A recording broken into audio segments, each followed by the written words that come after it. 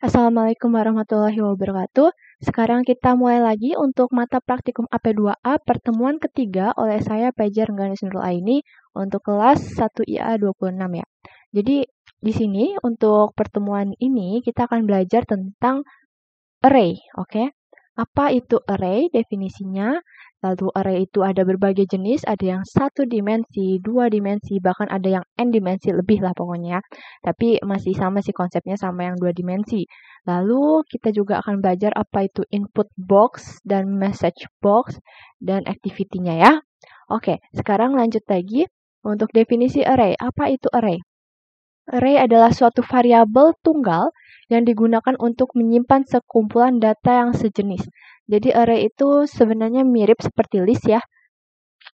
Jadi merupakan sebuah daftar. List itu kan sebenarnya masih sama seperti variabel, tapi dia tidak hanya menyimpan satu data, tapi dia menyimpan sekumpulan data. Jadi array pun begitu. Nah, array juga adalah sebuah struktur data. Jadi kalau nanti kalian ketemu ada mata praktikum struktur data, nanti kalian akan belajar tentang array lebih dalam lagi.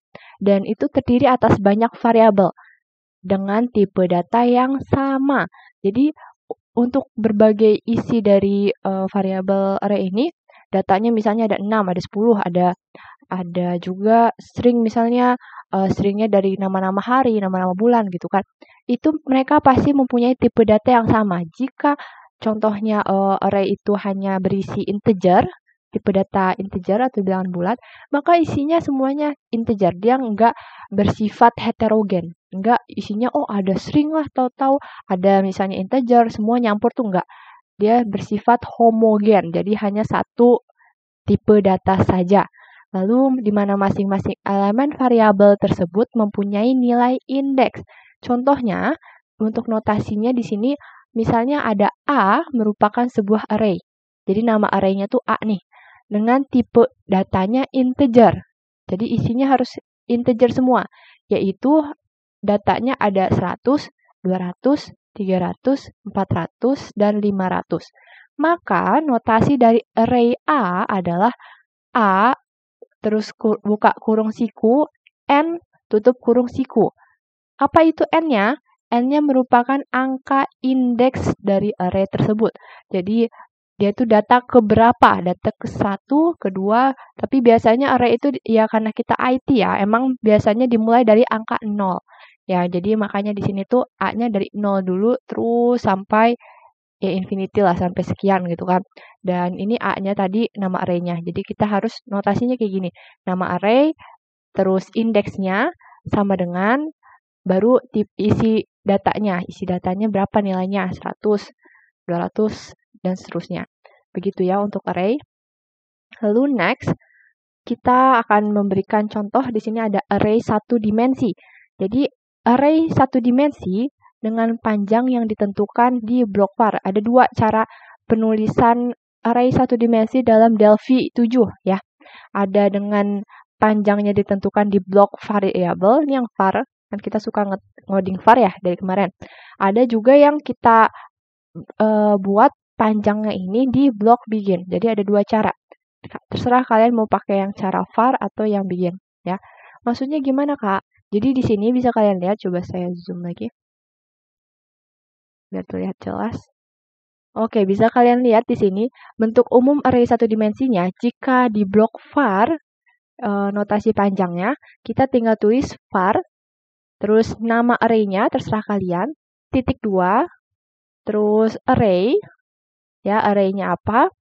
Ini kalian langsung ketik aja array, terus panjang array-nya dalam kurung siku, ingat. Jadi panjang array itu kita lagi ngomongin indeks. Nah, indeksnya harus dalam kurung siku. Of tipe data. Tipe datanya apa, dan seperti biasa dalam Delphi 7 harus ada titik koma. Contohnya, misalnya begini. Kita mau bikin array nama-nama hari dari Senin hingga Minggu. Kita tulis dulu var, kita tulis nama array-nya ya hari, karena kan kita lagi bahas hari ini. Titik 2, sama, lalu array langsung ketik aja begitu. Nah ini 1.7, maksudnya apa? Maksudnya nanti indeks array-nya itu dari angka 1 sampai angka ke-7. Jadi hari ke-1, hari kedua, ketiga, sampai 7. Jadi dalam bentuk range panjangnya. 1 hingga 7 gitu kan. of tipe datanya string titik koma gitu. Kalau integer gimana Kak? Ya udah langsung ketik integer di sini gitu. Terus begin. Jadi setelah var kita baru begin kan. Jangan lupa kalau dalam Delphi 7, dalam Pascal itu kita begin dan diakhiri dengan n seperti biasa.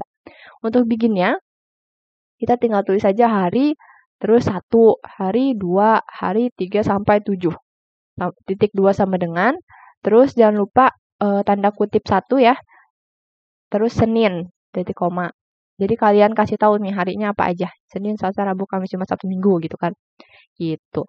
Kalau misalnya yang bikin gimana? Kalau yang bikin bedanya apa? Kalian bisa lihat baik-baik sih kelihatan dari sini ya. Kalau yang bikin itu di variabelnya itu cuma dikasih nama array titik 2 array of tipe data udah. Ya. Jadi dia nggak ngasih panjang array di variabel. Tapi panjang array-nya disimpan di mana Kak? Di begin. Tuh kalian bisa lihat. Dengan cara codingan set length. Dipasang nilai panjangnya gitu loh. Didefinisikan panjangnya, terus kurung buka, kurung tutup ya biasa. Jadi dia nggak pakai kurung siku. Kalau yang ini kan kurung siku, yang variabel. Kalau yang begin dia pakainya kurung buka, kurung tutup. Yaitu nama array-nya disebut lagi, koma, baru panjangnya berapa gitu. Ya. Jadi contohnya gimana? Misalnya ada variabel kan tadi kita tulis dulu batas ini tuh merupakan nama array-nya ya. Salahan. Jadi batas dan indeks merupakan nama variabelnya, yaitu tipe data integer. Ini biasalah nama variabel biasa. Kita udah pernah belajar dari pertemuan kemarin-kemarin ya. Nah, ini baru nama array-nya. Nama array-nya tuh isi, titik 2, baru array of langsung tipe data. Beda sama yang ini ya. Kalau di sini kan array, terus dikasih tahu panjangnya, baru of. Nah, kalau ini langsung array of aja. Gitu. Terus begin, nah di sini baru ini clear untuk codingan ya buat menghapus list box-nya biar bersih gitu kan. Lalu batas titik 2 sama dengan ini biar nanti apa yang kita inputkan di edit 1.txt ini yang kita simpan dalam variabel batas itu nanti awalnya string ya kita ubah jadi integer gitu. Lalu set length. Nah, ini baru kita kasih tahu nih si panjang 1 sampai 7 ini misalnya gitu kan. Tapi dalam codingan set length terus kurung buka isi ya, nama array-nya isi. Terus koma nilainya dari mana? Dari batas tadi yang kita inputkan gitu, mendefinisikan panjang array. Jadi misalnya array awalnya apa ya? Nama array-nya tuh isi gitu kan. Terus koma nanti nilai array-nya, panjang array-nya itu gimana ya? Sebatas gitu yang kita tulis di variabel ini batas gitu. Jadi dia nggak langsung ngasih tahu angkanya berapa sih. Dia langsung kasih tahu ya maksimalnya kan ini 1 sampai 7 nih misalnya. Ya kalau yang ini ya sebatas aja dari 0 sampai batas. Biasanya dia kalau kita nggak inisialisasi awalnya, nilai awalnya berapa, dia bakal langsung otomatis ngasih 0. Karena kan emang array itu mulainya dari 0. Gitu. Contoh lagi. Ini bisa nih kalian pakai ini ya. Atau kalian pakai ini buat ACT. Jadi ACT-nya itu apa? ACT-nya kalian membuat 2 buah program. Yang pertama array 1 dimensi, yang kedua array 2 dimensi dan bebas. Mau kalian ambil dari sini, mau kalian misalnya searching, atau kalian mau coba bikin sendiri. Kan banyak ya array, hari, bulan, tahun. Nah, tahun gimana ya? Nama-nama anak kelas misalnya, atau kumpulan nilai anak mahasiswa. Atau misalnya array isinya codingan mencetak angka genap, angka ganjil. Atau bahkan misalnya penjumlahan, pengurangan, perkalian, pembagian, banyak banget. Contoh array ya, nanti kalian buat untuk ACT kalian bikin 2, yaitu untuk 1 dimensi dan 2 dimensi. Dan kalau bisa beda ya sekelas. Ya kalau ada sama-sama dikit ya nggak apa-apa, tapi kan kelihatan nantilah kalau sama persis itu nanti dia dapat nilainya antar sama dengan 1. Gitu. Yuk kita lanjut, contoh program array 1 dimensi dengan panjang didefinisikan di variabel, di var, dan data yang telah terdefinisi sebagai konstanta. Apa itu konstanta? Konstanta itu kalau kita sudah punya nilai fix untuk variabel kita. Misalnya angkanya 7 ya udah 7 gitu. Jadi kalau variabel kan kita biasanya isi datanya itu tergantung ya, bisa berubah-berubah gitu. Kalau konstanta itu biasanya untuk yang sudah fix. Contohnya misalnya nilai itu ya, nilai gravitasi misalnya itu kan selalu 9,8 meter per second kuadrat atau 10 gitu kan. Ya udah selalu begitu, dia nggak berubah-berubah angkanya. Jadi disimpan di konstanta. Di sini kita tinggal buat misalnya ya, array terdefinisi. Ini group box, jangan lupa nih ya, bagian yang kotak gedenya ini group box. Nih. Terus kita namain group boxnya array terdefinisi, lalu bikin label, masukkan hari 1 sampai 7. Terus ini edit text-nya ya buat kita nginput. Terus ini buttonnya enter, bisa kalian proses atau oke terserah. Terus ini merupakan list box ya, list box-nya. Jadi contohnya ya kalau kita double klik enter, nanti kita coding ya di sini, yaitu const, ada const yang baru. Const itu konstanta tadi, jadi kita nyimpennya dalam konstanta array-nya, bukan dalam variabel, yaitu hari titik 2, jadi nama array-nya hari. Terus tulis array kan hari 1 sampai 7, of hari kan dalam bentuk string, dia tipe datanya bukan bukan angka ya. Jadi kita tulis sama dengan apa aja nih harinya gitu kan. Lanjut variabel. Variabelnya apa? Variabelnya yaitu input. Apapun yang kita input nanti disimpan dalam variabel inputan ini. Dan dia merupakan tipe data integer karena dia isinya angka kan. Lalu begin. Kita begin. Inputan itu kita ubah dari awalnya string kan, kalau kita input tuh masih string. Kita bikin tuh integer. Terus ini edit 3 text itu yang ini sih. Ya. Tapi ya kalian berarti mungkin edit 1 ya, karena mungkin kan kalian cuman bikin 1 edit text doang kan, yang ini doang ya. Jadi dia masih 1 aja gitu. Edit 1.text pastikan kalian bikin 1 edit 1. Terus list box. Ini list boxnya 3. Ini karena kan program lain. Sebenarnya kalian paling saat yang bikin ini kalian cuman list box 1 juga. List box 1.items.add. Maksudnya apa? Kita akan menambahkan item ke dalam list kita, ke dalam daftar ini gitu kan. Terus kasih buka kurung, kutip hari ke integer to string ya. Yang tadi kita input itu kan udah kita convert ke integer nih. Nanti kita balikin lagi ke string gitu yang kita input. Jadi hari ke, misalnya hari ketiga ini udah string lagi nih. Adalah hari apa? Katanya inputannya hari Rabu kan, ketiga nih 1, 2, 3 hari Rabu nanti yang keluar gitu ya. Terus kenapa Kak ini harus into string? Karena nanti kan ini pun nih yang hari inputan ini kan merupakan string nih. Array-nya string. Jadi ya kalian masa campur-campur. Ini string-string, tahu-tahu ada integer string. Jadi nggak boleh kayak gitu. Nanti nggak jalan. Kita harus kasih plus into string dulu. Inputan plus ya adalah plus hari inputan. Yaitu ini cara kita deklarasi array-nya. Yaitu nama array-nya baru kasih isi angka variabelnya tuh berapa gitu. Kita tuh lagi mau yang mana gitu. Harinya kan ada 1 sampai 7. Kita lagi mau hari keberapa gitu. Bisa juga sebenarnya kalian menyatak hari ke-1 adalah Senin, hari kedua adalah Selasa, hari ketiga. Nah, kayak gitu. Itu gimana, Kak? Itu tinggal kalian kasih looping di sini ya. Di list box ini kalian kasih looping jadi dia bisa nyatak semua hari kalian. Gitu. Kalian sudah pernah belajar looping kemarin? Coba kalian pakai kalau mau. Buat bikin array 1 dimensi bebas. Untuk array 2 dimensi sekarang. Untuk array 2 dimensi kita bisa lihat di sini. Bentuk umum array 2 dimensi adalah var baru nama array titik 2 array of array word. Nantilah kalian lihat ya contohnya.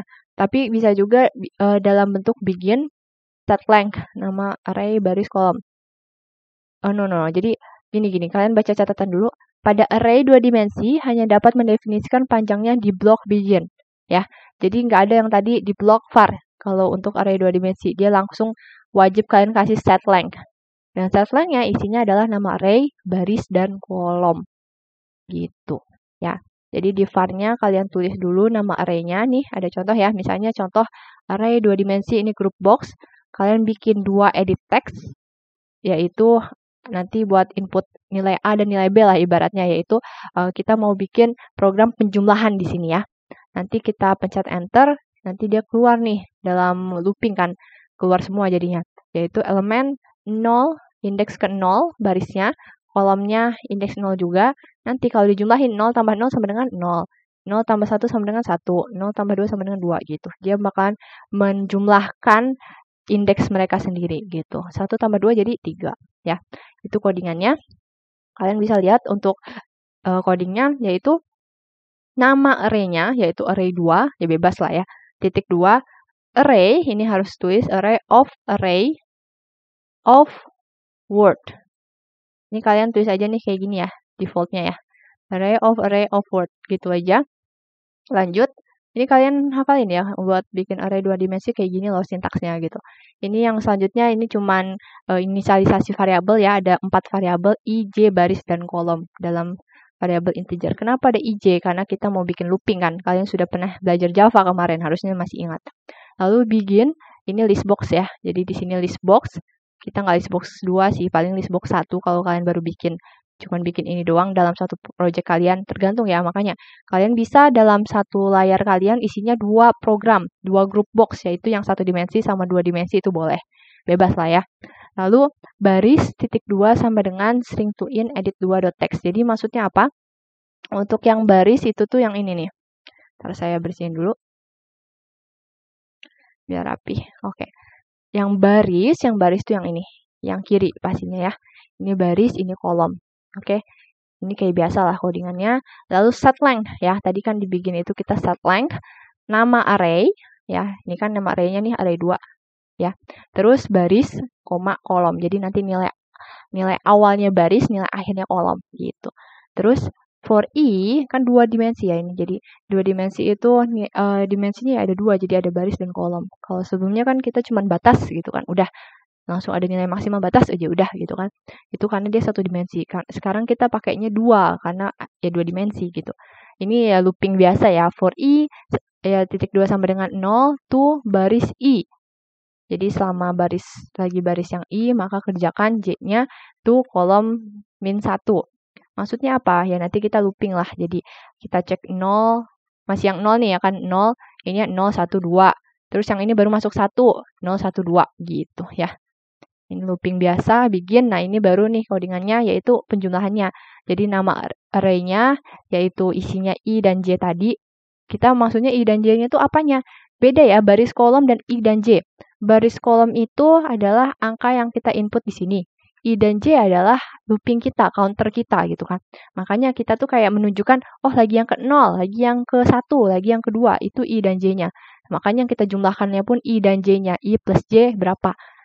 Baru kita tambahkan ke list box elemen plus ya ini into string i plus into string j. Ya karena kan semua yang kita cetak di sini kan list ini ya merupakan string gitu kan. Balik lagi ke string. Jadi harus pakai into string lagi ya. I, j ya inilah hasil bentukan ini ya. Elemen buka kurung tuh kan ada buka kurung, tutup kurung tuh. I plus j i, j sama dengan nanti hasilnya berapa. Yaitu tinggal dipanggil nilainya tapi di-convert ke string, yaitu array 2 tadi nih, array 2 ij ya. Dipanggil, udah selesai. Jadi kalian coba lihat ini aja codingannya buat referensi kalian, atau kalian bikin ini juga boleh, atau diganti jadi pengurangan, atau gimana bebas. Kalian bikin ini doang juga boleh sih ya. Jadi kalian pakai yang ada di ACT boleh, bikin bebas juga boleh. Yang penting tuh nggak boleh sama temen. Sama persis misalnya. Tahu-tahu kan ya kalian yang input kan nggak mungkin dong satu kelas 2 sama 3 semua gitu kan. Ya pokoknya kalian adjust lagi ya. Soalnya nanti kan pas logika ya biar kelihatan jangan sama. Logika juga nggak boleh sama tuh kalian ya. Ini saya gabut, saya ngapus-ngapusin. Oke, next aja langsung input box sama message box ya. Untuk input box itu merupakan ya untuk menginput data lah menggunakan dialog box. Jadi nanti kita bisa ada dialog yaitu ditanya labelnya masukkan kalimat gitu kan. Kita nanti bilang hello terus oke, udah gitu. Ini untuk codingan input box judulnya apa, pesan default. Ini cuma tambahan aja sih, jadi kita nggak belajar banget ya. Message box tuh yang paling biasanya dipakai, ini buat biasanya sih ngoding error atau kita masih opening baru buka project atau buka aplikasi desktop kita nanti muncul message box gitu ya. Berfungsi untuk menampilkan pesan menggunakan dialog box. Jadi hello, terus oke, udah selesai. Gitu. Jadi bentuk umum message box-nya ya tinggal show message aja. Bisa pesannya langsung kalian tulis, pesannya apa gitu kan, hello atau error atau apa. Atau bisa kita panggil lagi variabelnya, misalnya kalian bikin pesannya di variabel. Udah deh, CT tadi yang saya bilang ya, kita bikin 2 program di Delphi, yaitu isinya 1 dimensi dan yang 2 dimensi. Ya, boleh kalian pakai yang di sini, boleh kalian cari internet bebas, oke? Paling gitu aja, makasih buat hari ini. Mohon maaf apabila ada pertanyaan, nanti bisa lanjut di Gmeet. Kalian saya harapkan ngumpulnya cepat. Kenapa? Jangan sampai kayak kemarin itu nyaris setengah kelas isinya pada telat ngumpulin semua sampai hubungi hotline. Saya nggak mau itu terjadi lagi, jadi langsung kerjakan. Ya, terima kasih.